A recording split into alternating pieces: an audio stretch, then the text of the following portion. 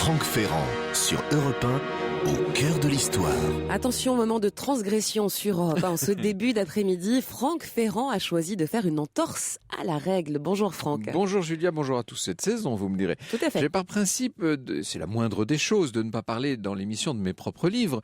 Mais aujourd'hui, puisque je n'ai fait que participer modestement parmi 11 auteurs à un ouvrage collectif, eh bien je me suis dit que nous pouvions faire une petite exception. Alors l'ouvrage en question s'intitule « J'ai le nôtre, le grand historien de la petite histoire ». Il est publié chez Lattès. Eh oui, vous avez bien dit « J'ai le nôtre », Julia, n'est pas Georges le nôtre, comme on l'entend souvent, à tort. En vérité, ce journaliste, historien, académicien sur le tard de la Belle Époque, s'appelait Théodore Gosselin, et dans son nom de plume, le G vaut pour Gosselin. On l'appelait de son vivant le pape de la petite histoire, et il est un de ces grands auteurs qui ont fait aimer l'histoire aux Français. Et je n'ai pas peur de dire que si nous sommes là tous les jours à 13h, c'est aussi un peu grâce à lui. Il était donc bien normal que nous lui consacrions cet hommage.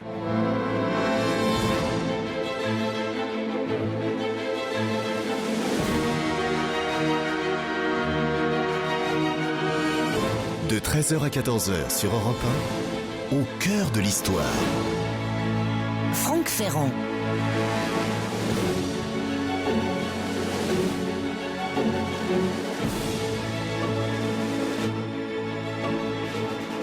La première fois que j'ai croisé Clémentine Portier-Kaltenbach, ce sont des rencontres qu'on n'oublie pas, c'était il y a des années maintenant sur un plateau de télé, nous nous sommes mis à parler tout naturellement de Le Nôtre et du rôle qu'il avait eu dans notre goût respectif pour l'histoire. Le Nôtre, alors attention, pas le jardinier, l'historien qui du reste était lointainement apparenté au jardinier. D'emblée, nous nous étions trouvé cette sensibilité commune au point de nous retrouver quelque temps plus tard sur la tombe de l'écrivain au cimetière de Picpus. Or, en parlant autour de nous de Gosselin le Nôtre, nous allions bientôt constater que nous n'étions pas les seuls, loin s'en faut, à devoir une part de notre vocation, de notre passion pour l'histoire, au texte truculent de cet auteur, à la fois dénicheur d'archives inédites et incomparable trousseur d'anecdotes. Notre ami commun, Adrien Goetz, certains habitués de nos rendez-vous au cœur de l'histoire, notamment Bruno Fuligny, Thierry Lenz ou Philippe Charlier, qu'ils se passionnent pour l'histoire de l'art, la Troisième République, le Premier Empire ou la médecine légale, tous avaient partagé notre ravissement pour le curieux, pour l'indiscret et amusant Monsieur le Nôtre. On devrait écrire un livre d'hommage, nous répétait Clémentine, et les semaines passant, elle continuait d'élargir le cercle des amis de Le Nôtre, si l'on peut dire. Le prince Michel de Grèce, Emmanuel de Varesquiel, Frédéric Lenormand, Guy Stavridès, Michel Crépu. L'idée a fait son chemin, et l'année dernière, nous nous sommes mis en quête chacun de son côté de textes signés Le Nôtre, où s'illustrait à notre avis tout le talent de cet auteur. Je dis le talent parce que j'ose pas dire le génie, mais ce dont nous parlons relève à tout le moins du grand talent. Non seulement J'ai le Nôtre n'a pas son pareil pour dénicher dans les fonds d'archives et dans les publications anciennes ou nouvelles ce qu'il y a de plus vivant, de plus piquant à propos de toutes sortes de personnages de l'histoire, connus ou inconnus, mais il est par ailleurs imbattable pour donner à ces personnages et aux faits qu'ils racontent tout leur relief. Car le secret de Le Nôtre, c'est son style, sa patte, cette façon tellement personnelle qu'il a de faire tenir la langue en suspens et de susciter l'attente chez les lecteurs. Octave Aubry, André Castelot qui m'en parlait souvent, Alain Decaux bien sûr, tous les écrivains d'histoire, pour employer une appellation d'Aubry reprise par Decaux, savent ce qu'ils doivent à Gosselin le Nôtre, et tous les amoureux de ce qu'on appelle souvent avec mépris la petite histoire, c'est-à-dire les aspects personnels, vécus, quotidiens, le revers humain et vivant de la noble et barbante tapisserie historique des dictionnaires et des thèses, tous ceux qui cherchent la passion amoureuse derrière la bataille ou à son origine, le ressentiment familial derrière l'engagement politique, le facteur humain dans les soubassements de l'acte public, tout cela ont conscience de lui devoir quelque chose. Aujourd'hui donc, le joli projet de Clémentine Portier-Kaltenbach a vu le jour. 11 auteurs dont votre serviteur, 11 historiens aux formations aux prédilections diverses ont sélectionné dans l'immense corpus des textes de Le Nôtre de véritables petits bijoux d'érudition réjouissante qu'ils ont présentés et commentés avec l'espoir de faire découvrir ou redécouvrir ce grand auteur d'hier et de lui constituer pour demain une nouvelle génération d'adeptes. On lit, on collectionne J'ai le nôtre, mais avant tout, on l'aime, s'exclame notre Clémentine dans sa belle introduction. Jamais ses lecteurs ne l'évoquent sans une sorte de jubilation teintée d'affection, comme s'il avait été pour chacun d'eux une sorte de grand-père supplétif dont les récits imagés et vivants avaient ensoleillé la jeunesse. Son intuition du passé, son érudition, son talent inné pour faire revivre les épisodes et les personnages fameux ou anonymes de notre histoire, sa bonhomie, son humour et jusqu'à sa physionomie rubiconde lui confèrent une place particulière au panthéon des conteurs. Il fait partie de ces merveilleux passeurs auxquels nombre d'entre nous doivent d'avoir aimé l'histoire. Clémentine est avec nous, bien entendu, dans ce studio, mais aussi Frédéric Lenormand, dont les romans policiers et historiques s'arrachent, et Emmanuel de Varesquiel, qui d'habitude vient plutôt nous parler de Talleyrand. Tous les quatre, nous avons 1 heure maintenant pour faire de vous, si ce n'est déjà le cas, des adeptes du bon papy le nôtre. L'histoire sur Europe 1, c'est avec Franck Ferrand.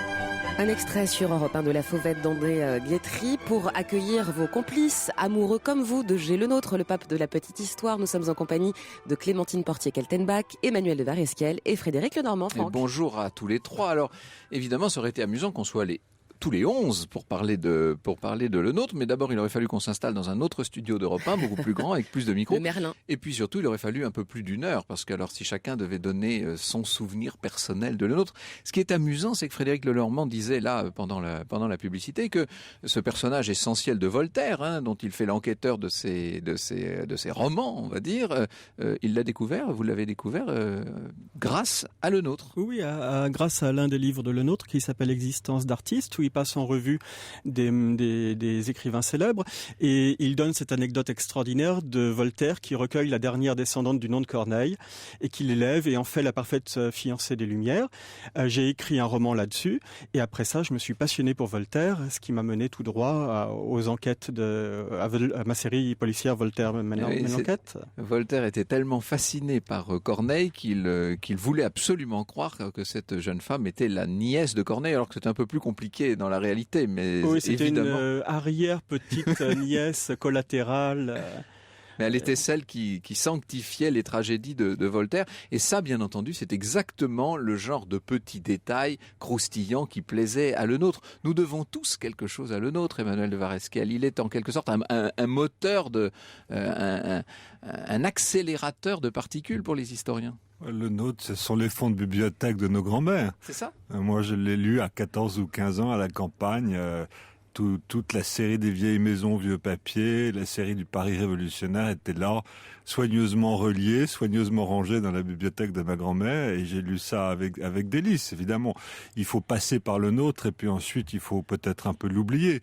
Le Nôtre a quantité de qualité, à commencer par une extraordinaire qualité d'écrivain, de plume, mais du point de vue de l'historien que j'espère être, que j'essaie d'être, il n'est pas vraiment un historien. Il est ce qu'on appelle, ce qu'Octave Aubry appelle un écrivain d'histoire, précisément. Alors, on sait que sa fille, Thérèse, a écrit sur son père. Lui-même n'a pas fait sa propre histoire. On aurait adoré ça, Clémentine.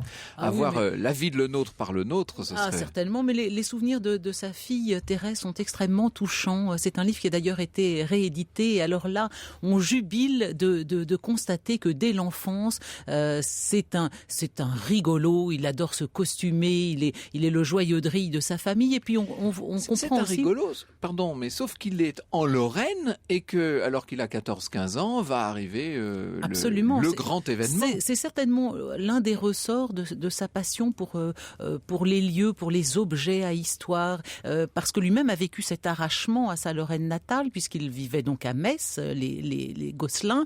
Son père était directeur des douanes, lui-même Théodore, né au château de Pépinville, près de Thionville, et donc il doit s'arracher à sa ville au moment de la guerre de 70. Toute la famille part à Nancy. On ne défait d'ailleurs pas les bagages parce qu'on est convaincu que tôt ou tard, eh bien, on va se réinstaller à Metz. Ça ne sera pas le cas, d'ailleurs pour notre plus grand plaisir, car G, le nôtre, va habiter 57 ans rue Vaneau à Paris, et toutes les vieilles maisons, vieux papiers, le Paris sous la Révolution, les portraits de Parisiens, etc. Paris qui disparaît. Tous ces titres-là, tellement jolis, tellement drôles, tellement érudits, et oui, qui parfois frôlent le roman. Mais moi, je dois dire, c'est ce que j'aime précisément chez le nôtre, c'est aussi cette capacité à rajouter le petit zeste et le petit conditionnel qui fait qu'on imagine les scénarios les plus hypothétiques, mais aussi les plus amusants, les plus intéressants. C'est un homme qui avait le sens des lieux et de l'esprit des lieux. Il se rendait systématiquement dans les décors d'origine des différentes histoires qu'il raconte. Je pense que là aussi, c'est probablement une chose qui nous est commune à tous, c'est que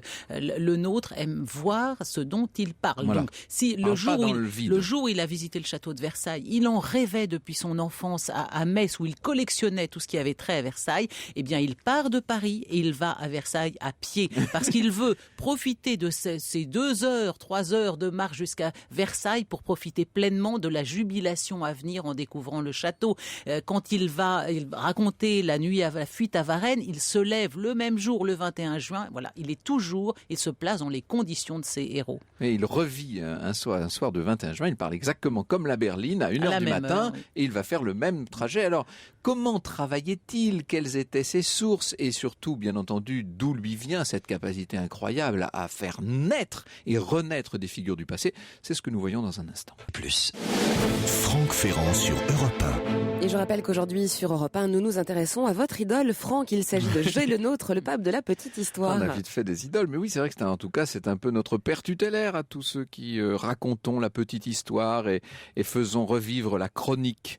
Je l'ai là sous les yeux sur la couverture de l'ouvrage qui est paru chez Lattès, avec ces espèces de bacchantes énormes qui lui barrent le visage, et puis un toupet, enfin ce sont ses vrais cheveux, mais alors extrêmement bouclés, qui lui donnait un petit air de famille avec Alexandre Dumas quelque part. On ne peut que l'aimer. Moi, il me fait penser aussi à Christophe, le dessinateur du sapeur Camembert. Oui, c'est très juste. Regardez, je trouve que c'était bien de choisir cette photo où le nôtre est dans la force de l'âge, de pas choisir celle où il est déjà un très vieux monsieur. Oui, et là, on l'imagine arpentant les rues de Paris, allant un jour chercher la tombe de Mirabeau. Le lendemain, il assiste à l'exhumation de Voltaire et Rousseau au Panthéon. Le on troisième se demande bien jour, qui serait capable aujourd'hui d'aller faire ça, d'aller de tombe en exhumation.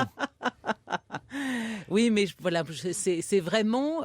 il est à la fois un homme d'archives, de documents. Il passe tous ses après-midi aux archives, mais dans la journée, il se balade. Il veut voir où habite Danton, la vue qu'avait Danton depuis sa cuisine. Oui, ça c'est amusant parce que c'est sa fille qui raconte ça, mais il va sonner à la porte de l'appartement, parce que c'est très intéressant ça, mais nous, quand nous parlons de la période révolutionnaire, ça fait partie... Alors certes, c'est encore ça dépend des écoles historiques maintenant, depuis quelques années, mais on peut considérer que ça fait partie de l'histoire contemporaine, même si de plus en plus d'historiens font désormais démarrer l'histoire contemporaine en 1870. Mais pour le nôtre, c'est de l'histoire très contemporaine. Et donc l'appartement de Danton, il existe encore. Et donc il sonne et il tombe en plein dans une communion. Dans une première communion. Alors on l'invite à boire un verre, et alors il veut absolument aller voir la vue que Danton avait depuis sa salle à manger. Il fait la même chose rue du Faubourg Saint-Honoré pour voir où habitait exactement Robespierre. On va en parler justement. Il veut vraiment décrire, avoir été dans les lieux qu'il décrit dans ses livres. Et aux archives, il a sa place réservée parce que il a un rythme de vie comme tous les bons écrivains bien réglé. Il a un rythme de vie parfaitement militaire. Les matins sont consacrés aux promenades, aux découvertes. Il dit qu'il est l'homme de France auquel on aura le plus souvent claqué la porte au nez. C'est parce qu'évidemment, ça n'amuse pas tout le monde. Ceux qui viennent comme ça exhumer l'histoire. Et puis, l'après-midi, ce sont les archives. Parce que on a de le nôtre une image parfois un peu douteuse. On voudrait en faire un simple chroniqueur, presque un écotier. En vérité, c'est un homme de l'archive qui travaille dans et pour l'archive et qui a écumé un nombre de cartons absolument phénoménal dans son existence. Oui, vous aviez fait d'ailleurs, Franck, une très belle émission sur les archives où nous avions cité le nôtre, comparant ses archives à un océan et lui se comparant à un naufragé sur une coquille de noix espérant apercevoir enfin la terre et noyé sous un flot d'archives et décrivant cette jubilation lorsqu'on est face à toute cette matière à éplucher et ce sentiment de désespoir qui vous atteint quand on a l'impression d'avoir ouvert un robinet. Je crois que c'est la description qu'il en donnait et finalement on est submergé par cette matière. Et vous le disiez, aux archives, il avait sa place et lorsqu'il n'y était pas, eh bien les fonctionnaires des archives disaient oh là c'est la place de Monsieur Le Nôtre et nul n'osait s'y asseoir. Il y avait une espèce de révérence, mais qu'on n'imagine plus aujourd'hui. Mais en effet, Emmanuel le disait tout à l'heure, la génération de nos grands-parents a adoré Le Nôtre et tous ces ouvrages, une centaine, ont été réédités des centaines de fois les uns les autres et donc tout le monde le connaissait et tout le monde le lisait. Il prenait des notes extrêmement pointues sur tous les petits détails. Il disait qu'avec la matière de notes qu'il emmagasinait pour chaque ouvrage, il aurait pu en écrire plusieurs en vérité. Oui, oui. Mais au demeurant, d'où je pense tout l'intérêt de signaler par des textes de prédilection ce dont est capable Le Nôtre et à quel point sa lecture est jubilatoire. Parce que certains de ses livres, parfois des portraits ou nos Français, ont peut-être un peu pris la poussière, il faut bien le dire, et d'autres pas du tout, sont restés tellement... Il faut d'ailleurs distinguer les recueils d'articles parus, que ce soit dans Le Temps, dans Le Figaro de l'époque, Le Monde Illustré, etc. Et puis les véritables études qu'il menait et qu'il rassemblait, évidemment en priorité sur la période révolutionnaire, mais pas seulement, il faut le dire.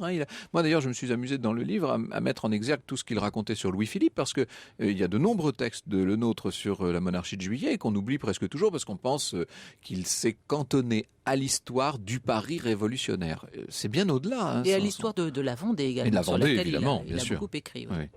Alors, c'était ses sujets de prédilection. Pourquoi ? Parce que c'était particulièrement dramatique comme période. Il y avait... je pense d'abord, il a été élevé par ses grands-mères. Ses grands-mères, elles, avaient vécu la révolution de les Trois Glorieuses et la révolution de 1848. Il a été bercé par ça. On lui racontait également que Charlemagne était passé par le château de Pépinville. Donc, de toute façon, il a dû très jeune adorer l'histoire. Mais pour lui, la Révolution française n'est pas si ancienne et lui considère que cette histoire de la Révolution, mais l'histoire intime en somme, celle des clubs, celle des gargotes, celle des faubourgs, n'a pas été écrite et c'est celle que lui entreprend d'écrire et notamment en épluchant toutes les gazettes contemporaines de la Révolution. Alors chacun des 11 auteurs a choisi un texte de Le Nôtre. Frédéric Lenormand en a choisi un assez particulier dont je vais vous lire des extraits. On va, à partir de là, essayer de cerner au plus près ce qui fait le génie propre de ce grand écrivain. L'histoire sur Europe 1, c'est avec Franck Ferrand. Franck qui nous propose maintenant sur Europe 1 la lecture d'extraits d'un texte de G. Le Nôtre. Mais oui, alors il y en a tellement, je m'en suis référé au choix de tous mes co-auteurs. Et alors Frédéric Lenormand, vous avez choisi, vous, un texte qui nous parle de l'intimité de Robespierre et de la famille Duplay, la famille chez laquelle Robespierre est locataire en fait. Ça, on est exactement là dans le savoir-faire de Le Nôtre et dans son sujet de prédilection, c'est-à-dire le Paris révolutionnaire. Oui, puis c'est extraordinaire, c'est le choc des petites gens qui faisaient la matière de ces livres et du monument vivant qu'est Robespierre. Alors ouvrons les guillemets et c'est maintenant Le Nôtre qui écrit. Si les petits bourgeois parisiens, de vie sévère jusqu'alors et timorés à miracle, s'accommodèrent si bien de la Révolution et l'acceptèrent presque dès son début, c'est qu'elle apportait d'abord un amusement à cette énorme partie de la société bien privée de distraction. Ce grand déraillement, fort importun pour ceux qui s'amusaient, fut pour les autres une admirable aubaine, une occasion inespérée et sans cesse renouvelée de dissipation, le journal, les assemblées de section, la garde nationale, le club pour les hommes, pour les femmes, des motifs de sortie, de papotage, les revues, les fêtes populaires, des prétextes à toilette, 1000 portes ouvertes sur les aventures, la nouveauté, l'indépendance, le roman.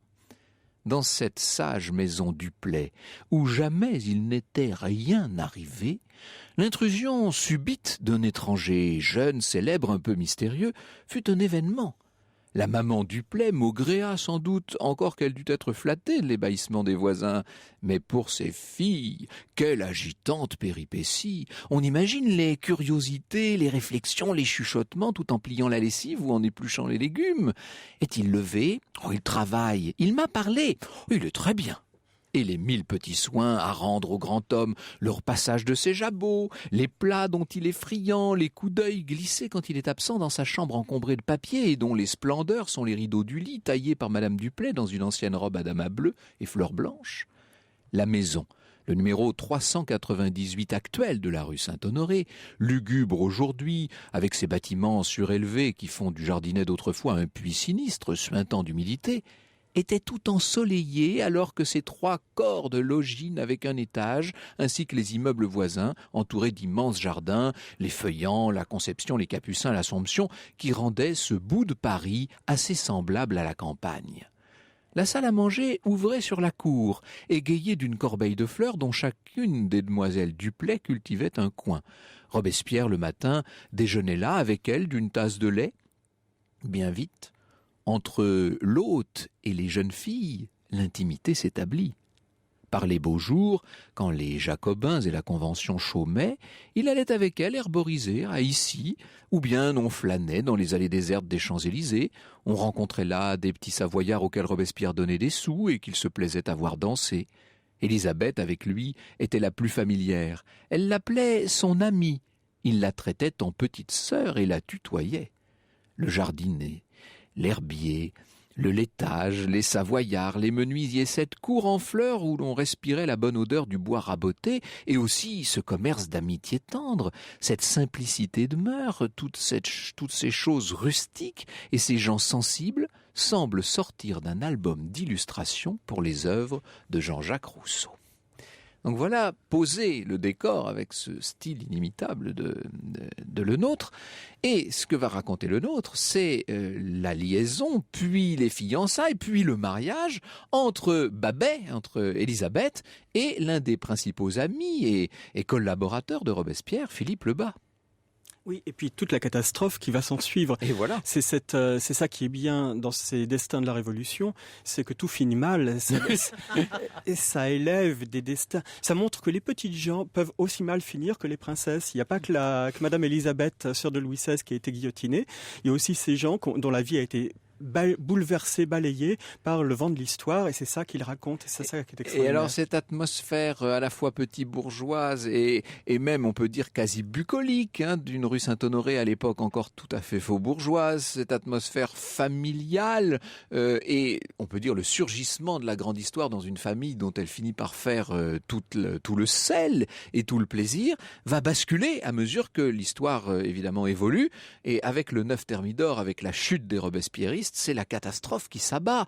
Babet apprend que son mari est en prison, il est à la prison de la Force, tout va très mal, elle se renseigne.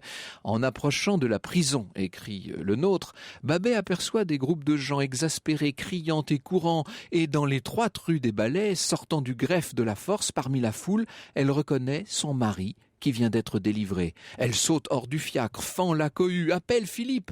Il la voit, la rejoint, l'entraîne ainsi qu'Henriette marchant vite, suivie d'une escorte tumultueuse de badauds. Il va à l'hôtel de ville où Robespierre, décrété d'accusation par la Convention, appelle à son aide les sections armées et, tout courant, Lebas prépare sa femme à une catastrophe qu'il sent inévitable. Il l'exhorte à rentrer chez eux, lui recommande leur enfant. Nourris-le de ton lait, inspire-lui l'amour de la patrie, dis-lui bien que son père est mort pour elle. Adieu, mon Élisabeth, adieu. Un remous de la foule sur la grève les sépare. Il lui cria encore « Vis pour notre cher fils, inspire-lui de nobles sentiments, tu en es digne, adieu !» Adieu, il disparaît pris par la cohue qui s'engouffre dans l'étroite porte de la maison commune. Babet ne le voit plus, Henriette l'entraîne. Tout en marchant sur les quais, ne sachant que faire, en sanglots, elle se heurte à un cortège que le peuple applaudit, 3 conventionnels en panaché, à cheval, pérores. Babet en reconnaît 2, Barrère et Bourdon. Il proclame la mise hors la loi de Robespierre, de Saint-Just, de Lebas, de leurs complices. Les 2 femmes ignorent ce qu'est la mise hors la loi, mais elles sentent que ce qui se passe là, c'est la mort pour ceux qu'elles aiment, et elles s'enfuient, éperdues d'épouvante. Voilà une histoire totalement habitée, évidemment, on a l'impression d'y être, sur les pas de cette pauvre Babet. Oui, le nôtre nous explique que Babette n'avait rien compris à la Révolution. Elle habitait quand même sur le chemin des charrettes qui emportaient les gens se faire guillotiner à la place de la Concorde. Place de la Révolution. Oui, de la Révolution à l'époque. Mais la pauvre, son monde s'écroule. Elle a un bébé d'1 mois et son mari se tire une balle dans la tête pour ne pas être guillotiné. Et la mère d'Élisabeth, qui est totalement obnubilée par Robespierre, se suicidera le lendemain de la guillotine. C'est à la fois très triste, mais la famille Duplay a aussi profité des largesses de Robespierre, parce que Duplay était menuisier, c'est lui qui obtient différents chantiers, dont celui de l'estrade qu'il faut construire pour la fête de l'être suprême sur le bassin des Tuileries, et puis il devient aussi membre du tribunal révolutionnaire, où il siège le moins possible parce qu'il a horreur de ça d'ailleurs, mais il est bien payé, donc c'est quand même tentant. Voilà tout le secret finalement de l'art qui est celui de Le Nôtre, nous ouvrir une porte ou une fenêtre sur une histoire qui n'est plus une histoire officielle, qui n'est pas une histoire remâchée ou recuite, qui est une histoire vivante et qu'on a l'impression de voir tout simplement se dérouler sous nos yeux. Franck Ferrand sur Europe 1, au cœur de l'histoire. Nous parlons aujourd'hui sur Europe 1 de G. Le Nôtre, le grand historien de la petite histoire. Ah oui, c'était en tout cas cet écrivain capable de faire revivre le passé, Emmanuel de Varesquial. Alors on avait, bien avant Le Nôtre, au siècle précédent, on avait reproché à Michelet de s'approprier l'histoire pour en tirer de grandes théories. Fustel de Coulanges, notamment, va avoir une approche en tout cas, qu'il prétend être plus objective. Je dis bien qu'il prétend, parce que ce qui est très amusant avec les historiens qui prétendent à l'objectivité, c'est qu'on découvre à mesure que le temps passe à quel point eux-mêmes peuvent évidemment être subjectifs. Et puis, pour ce qui est de Le Nôtre, on va lui reprocher alors de s'approprier les événements, non plus pour en tirer de grandes théories, mais pour faire du roman quasiment. Il est un peu une sorte d'Alexandre Dumas sur source. Oui, c'est-à-dire qu'on fait ce qu'on veut avec ces sources. On peut les tordre, on peut en effet se les approprier et ne pas les croiser, ne pas les comparer et sortir. Ceci étant, l'historiographie, les méthodes de l'historien ont changé depuis l'époque de Le Nôtre à la croisée des 19e et 20e siècles. Mais il est certain qu'il instaure une sorte de dialogue très personnel avec ses personnages et avec ses récits qui relèvent plus de la musique de chambre que de l'orchestre symphonique. L'orchestre symphonique, on a tous les instruments et on a donc toutes les voix de l'histoire, on les écoute et on les commente. Ce que fait pas le Nôtre est dans le récit, il est dans la singularité, et autant dans la singularité historique que dans la singularité sentimentale. Il croise ces différents fils et il en fait quelque chose qui, du point de vue de la construction, relève en effet plus du roman que de l'histoire. Alors ce qui m'amuse, c'est qu'à l'époque où j'étais étudiant à l'école des hautes études, la grande école à la mode, c'était ce qu'on appelait la micro-histoire. Donc on faisait des séminaires de micro-histoire et moi qui étais déjà à l'époque un grand lecteur, même fanatique de Le Nôtre, je ne le disais pas parce que ça n'était pas du tout présentable devant mes chers confrères, mais je m'amusais de voir que ce qu'on nous recommandait et ce qu'à longueur d'exposé on nous présentait, c'était des méthodes qui ressemblaient, mais alors de façon assez surprenante, aux méthodes de Le Nôtre. C'est-à-dire qu'on allait chercher dans l'archive un parcours singulier que l'on suivait et sur lequel on nous suggérait de plaquer la subjectivité du regard moderne. On est quand même très proche de ce que faisait Le Nôtre. Ouais, c'est pas tout à fait la même micro-histoire. Non, certes. Parce que celle qui a été inventée en Italie, en France, dans les années 60-70, relève plus aussi Carlo du point de vue Ginzburg. des champs, de la géographie, d'un espace chronologique particulier, d'un champ dimension chronologique sérielle, particulier, etc., qu'il n'y avait pas, évidemment. Mais c'est pas grave. Le Nôtre n'est pas un historien, mais c'est pas grave. Mais On il n'est peut pas un dire ça historien. comme ça. Il n'est pas un historien au sens universitaire scientifique qu'on peut donner à ce mot. Exactement. Mais il est bien quelqu'un qui travaille sur l'histoire. Mais bien sûr, il travaille sur il a ses sources et ce qui importe le plus, c'est qu'il nous emporte. Voilà. Et que ce qu'il écrit marche. On le lit avec un immense plaisir. Ça Moi, n'a pas j'avais vieilli, cherché hein, pour c'est Clémentine un souvenir d'enfance que j'avais de mes lectures de Le Nôtre, qui est une histoire, un chapitre de l'un de ses livres que je n'ai jamais retrouvé, qui est probablement pour moi la plus merveilleuse qui existe, s'agissant de la Révolution française. Il avait repris un épisode vrai vrai ou inventé, je ne sais pas, qui se passe à Lille au moment de la Terreur en 1794, où il imagine qu'un vieil aristocrate lillois, un peu planqué chez lui en pleine Terreur, début 94, avait un perroquet qui évidemment était influencé par son maître et avait la mauvaise idée de chanter « Vive le roi ». Et au moment d'une visite domiciliaire du dit vieil aristocrate, les sectionnaires de Lille avaient trouvé que le perroquet était fâcheusement contre-révolutionnaire et l'avaient donc emprisonné et guillotiné pour avoir avec le maître, bien entendu. Je me souviens de cette histoire comme d'une histoire absolument merveilleuse. N'oublions pas que le nôtre s'inscrit quand même dans un courant contre-révolutionnaire. Oui, on est du côté de la légende noire de la Révolution, on est du côté des personnages de la 25e heure, on est du côté des ruines, et on est du côté des abîmés de l'histoire. Et il se délecte de ça, il aime ça profondément. C'est son tempérament. Finalement, il a de sa formation et de son rôle de journaliste conservé le goût du fait divers. Et du reste, c'est une affaire greffée sur un très célèbre fait divers que vous avez choisi, vous, de mettre en exergue dans cette collection de textes de Lenôtre, l'enlèvement du comte Clément de Risse. Qui d'ailleurs devait inspirer par ailleurs Balzac, etc. C'est la ténébreuse affaire de Balzac. C'est une des histoires les plus célèbres du début du consulat de Bonaparte. Ça se passe en décembre 1800, après la victoire de Marengo. Il y a différentes versions ont circulé. Les historiens, au fond, n'ont jamais réussi à mettre la main sur la clé de l'énigme de cette affaire. Ce sénateur, donc le Sénat conservateur, c'est une institution très importante des débuts du consulat, ancien révolutionnaire. On est à l'automne 1800 au moment de l'enlèvement. Oui, automne 1800, est enlevé dans sa propriété aux abords, aux alentours de Loches, par une bande de chouans, enfermé pendant 3 semaines au fond d'une forêt et miraculeusement délivré sur l'ordre du dangereux ministre de la police de Bonaparte de l'époque, qui n'est autre que Joseph Fouché. On a donc, imaginé un certain nombre de versions.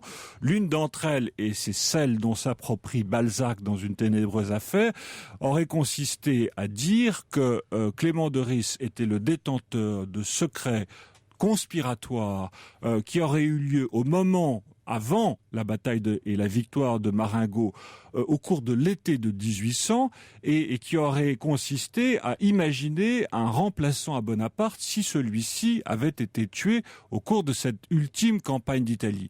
Et cette conspiration, évidemment, aurait été tenue entre des personnages ô combien célèbres qu'étaient Fouché, Talleyrand et Clément de Risse. Il aurait donc fallu faire disparaître les papiers de Clément de Risse, d'où cet enlèvement. Ce qui va intéresser le nôtre dans cette affaire, ça n'est précisément pas la dimension politique et historique, si je puis dire, de cet enlèvement, c'est le procès que vont subir un certain nombre de personnes. Alors on ne sait pas bien pourquoi on a arrêté ceux-ci plutôt que d'autres, du reste. On l'imagine quand même un peu. Oui. En réalité, le personnage principal de ce récit de J'ai le nôtre est un certain colonel Viriot que personne ne connaît et qui faisait partie des 8 juges du tribunal spécial chargé de juger les soi-disant complice de l'attentat et de l'enlèvement de Clément de Risse. On était convaincus que tout ça allait aboutir à un acquittement général, et puis il se trouve que certains des magistrats vont faire un peu de zèle, et Viriot va se retrouver seul contre tous à les défendre. On a un peu l'impression de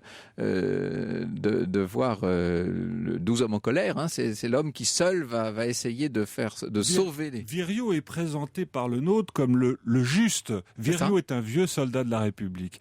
Il s'est battu en Vendée contre les Vendéens, il a été blessé à plusieurs reprises, il est en pleine promotion sociale et militaire, si j'ose dire. C'est en cela qu'il a été choisi à Angers pour siéger au tribunal spécial d'Angers, et il se trouve qu'à la différence de tous les autres juges, il va prendre la défense de ces condamnés, de ces 3 jeunes chouans qui vont être guillotinés à Angers en 1801. Cette défense qu'il prend va évidemment lui coûter sa carrière militaire et au fond sa vie. Comment prend-il cette défense ? Je vous propose d'écouter le nôtre nous le raconter lui-même dans un instant. L'histoire sur Europe 1, c'est avec Franck Ferrand. Franck qui nous propose une nouvelle lecture sur Europe 1 d'un texte de J'ai le nôtre, forcément. Dès les premières audiences, l'acquittement ne pouvant faire de doute, Viriot s'était empressé de rassurer Madame de Canchy. Les témoignages se succédaient presque unanimement favorables aux accusés et les débats allaient être bientôt clos quand l'ancien conventionnel Delaunay, qui présidait la cour spéciale, imagina de convier à dîner ses juges assesseurs. On causa du procès et de son dénouement prochain, tout en reconnaissant qu'il y avait impossibilité de motiver une condamnation. Delaunay insinua qu'il serait peut-être dangereux de déplaire au gouvernement en renvoyant absous des hommes qui étaient, je cite, ses ennemis avérés. En prenant le café, les coudes sur la table, on tomba d'accord que si Canchy, Mauduisson et Gaudin, donc les 3 accusés, n'étaient pas positivement coupables, ils n'en avaient pas moins en qualité d'anciens chouans mérité 100 fois la mort en d'autres circonstances. Et l'on se mit d'accord sur la condamnation. Viriot, indigné, essaya de plaider la cause des malheureux. Voyant que ses protestations se heurtaient à la détermination arrêtée de ne pas déplaire au terrible ministre de la police, il fut pris d'un accès de rage, frappant la table, se roulant sur les sièges, prodiguant à ses collègues les épithètes les plus injurieuses. Il se met à leurs genoux en les conjurant de sauver au moins la vie des accusés. Il sort enfin de la chambre, jurant qu'il ne se déshonorera pas en signant un pareil jugement, court chez Madame de Canchy, l'informe de ce qui se trame. La pauvre femme affolée, ne croyant pas à la possibilité de son malheur, conçoit le projet désespéré d'arracher son mari au bourreau. Elle frappe aux portes des banquiers de la ville, emprunte, souscrit des billets, réunit toutes ses ressources, quelques louis. Son idée est, en ameutant les pérailleurs et les ardoisiers du faubourg de Bressigny, de retarder l'exécution. Viriot, lui, saute à cheval, va d'une traite jusqu'au relais de la Croix-Verte, où l'attend une chaise de poste qui, dans la nuit du surlendemain, le dépose à Paris, à l'heure même où l'échafaud se dressait au Champ de Mars d'Angers. Quand après 20 démarches vaines, chez Madame Bonaparte, chez le ministre Abrial, chez les généraux Mortier et Junot, qui tous les reçurent avec la froide circonspection des gens désireux de ne pas se compromettre, Viriot comprit que son cri de justice ne serait pas écouté, il reprit le chemin d'Angers. Lorsqu'il y rentra, les condamnés étaient morts. Quelques jours plus tard, il reçut l'avis que par décision des consuls, il était rayé des contrôles de l'armée. On assure qu'il parvint à obtenir une audience de Bonaparte et que celui-ci lui adressa cette étonnante question. « Pourquoi n'avoir pas jugé comme vos collègues ?» Et comme Viriot alléguait sa conviction de l'innocence des accusés, « Soit, fit le consul, mais la loi vous obligeait à signer le verdict. Elle ne m'obligeait pas à me déshonorer, répliqua brusquement l'officier. Il supplia qu'on le mît en jugement, mais on se garda, comme bien on pense, de le traduire devant un conseil d'enquête. Fouché préférait le silence. Il y avait des spectres qu'il redoutait de voir évoquer. Alors j'arrête là, évidemment. Les cadavres qui sortent du placard. Ce qu'on peut imaginer au fond, c'est que Fouché, comme le dit Talleyrand très judicieusement, a toujours les pieds dans des chaussures différentes. Il était en plein rapprochement avec les Chouans et avec les Vendéens, par l'intermédiaire du général de Bourmont. Et on peut penser qu'au fond, la récupération de Clément de Ris a été faite sur son ordre par des Vendéens. Et il a voulu probablement cacher ça en désignant des victimes expiatoires, des lampistes, qui étaient ces 3 pauvres jeunes gens qui ont fini par être exécutés. Ce que nous retenons, nous, Frédéric Lenormand, c'est ce style incroyable, quelle vivacité dans la langue et quelle envie toujours d'en savoir davantage lorsqu'on lit le nôtre. Oui, c'est écrit avec une grande simplicité, il y a une grande générosité dans ces textes. Il veut apporter l'histoire à des gens qui n'auraient pas forcément ouvert un livre d'histoire. Il publie ça dans la presse de l'époque, dans le plus grand journal. Et puis avec des... Et ce qui me frappe chez le nôtre, c'est qu'il a la rigueur historienne de Michelet et l'élan romantique de Barbara Cartland. Vous avez les deux dans le même livre. Vous avez 2 choses pour le prix d'une, l'histoire et l'épopée. C'est vrai. Et surtout, Franck, on est tenté d'espérer que vous les enregistriez, ces histoires, parce qu'on est suspendu au récit. C'est vrai vraiment. Ce serait une bonne idée. Nous sommes 11, on pourrait se répartir le travail, parce qu'alors Dieu sait que ça fait évidemment de longs et nombreux nombreux textes. D'ailleurs, ces textes ont été réédités, il faut le dire. Alors, notre ouvrage à tous, là, il paraît chez Jean-Claude Lattès, ça s'appelle « J'ai le nôtre, le grand historien de la petite histoire », avec des textes choisis par Clémentine Portier-Kaltenbach, Philippe Charlier, Michel Crépu, Bruno Fulini, Adrien Goetz, Michel de Grèce, Frédéric Lenormand, Thierry Lenz, Guy Stavridès et Emmanuel de Varesquiel. Et puis, vous avez également aux éditions Archéos en ce moment une réédition de la plupart des grands textes de Le Nôtre. Alors, j'en ai plein mon bureau, hein, pour tout vous dire, je sais plus combien il y en a, mais j'en ai descendu quelques-uns. Alors, notamment des dossiers de police, 35 énigmes présentées par le pape de la petite histoire, la vie à Paris pendant la Révolution, la guillotine pendant la Révolution. Ça, c'est le premier livre, hein, d'ailleurs, de Le Nôtre. Donc, tout ça, collection petite et grande histoire chez Archéos. Pour retrouver Le Nôtre, il est dans le domaine public, donc il est édité par bien des maisons, évidemment, mais pas tant que ça. C'est vrai qu'il faut le faire connaître et reconnaître, ce à quoi nous nous employons, bien entendu. Bernard nous fait remarquer qu'on pourrait faire une comparaison avec un autre journaliste qui a beaucoup fait plus récemment pour présenter plaisamment l'histoire, plaisamment de manière plaisante, agréable. C'est Jean Duché, qui a disparu en 2000. Et alors là, je suis entièrement d'accord avec Bernard. C'est vrai qu'on ne parle pas assez de Jean Duché, qui notamment avait écrit cette histoire de France racontée à Juliette, dont il existe deux versions, une pour adultes et une simplifiée pour enfants. C'est une façon extrêmement efficace et passionnante de raconter l'histoire de France. Et puis Jean Duché s'était aussi intéressé à l'histoire de l'Occident, à l'histoire du monde. Alors lui avait évidemment des ambitions bien plus grandes que celles de Le Nôtre. Il prétendait à faire une sorte d'histoire totale et de philosophie de l'histoire. Voilà, j'aurais beaucoup d'ouvrages à vous citer. Évidemment, je ne peux que renvoyer nos auditeurs à la nouvelle enquête du sieur Voltaire. Monsieur Harouet remet ses habits d'enquêteur dans Le diable s'habille en Voltaire. Ça vient de paraître également chez Lattès, Frédéric Lenormand. Excellent éditeur. Je croyais que vous alliez dire excellent roman. J'allais dire il n'est pas fâché avec lui-même. Mais cela dit, c'est vrai. Vous avez raison. De temps en temps, il faut aussi savoir se décerner quelques compliments. Et là, ils sont justifiés. Emmanuel de Varesquiel, vous êtes en pleine écriture, vous aussi. Je prépare un Fouché. C'est précisément en partie pour cela que j'ai choisi le fameux colonel Viriot. Oui, alors on va évidemment lire ça avec beaucoup d'attention. Vous viendrez nous en parler ici. Avec plaisir et bonheur. Et puis a lieu très prochainement un spectacle, un grand spectacle dont on va vous parler. Alors on va faire une émission sur les sons et lumières et je vais en profiter pour vous en parler. Mais du 18 avril au 7 mai prochain a lieu ce grand spectacle sons et lumières, La Nuit aux Invalides, spectacle monumental en 3D présenté par Amaclio. On aura l'occasion d'en parler. On est tout à fait dans l'esprit de cette histoire, ce que certains appellent avec un peu de mépris le roman national. Mais moi je trouve que le roman national n'est pas sans charme. Je l'ai souvent montré et prouvé. Merci à vous d'être venus nous parler de Le Nôtre. Vive Le Nôtre et vive l'histoire.